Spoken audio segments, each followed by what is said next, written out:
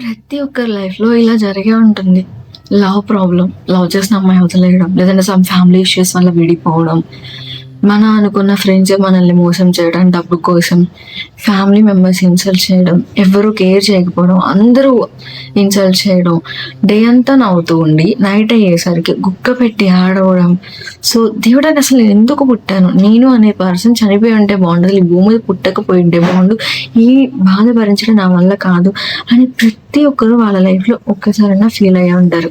So అందరూ తెలుసుకోవాల్సింది ఏంటంటే ఇది అందరి లైఫ్‌లో జరిగేదే. అందరికీ జరుగుతుంది.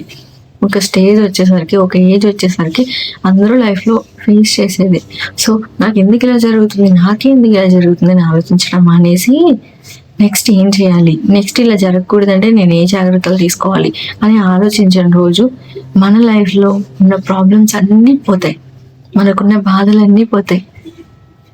మన చుట్టూ మనకు కావాల్సిన వాళ్ళంతా ఉంటారు. మనం చాలా హ్యాపీగా ఉంటాం. అర్థమైందా?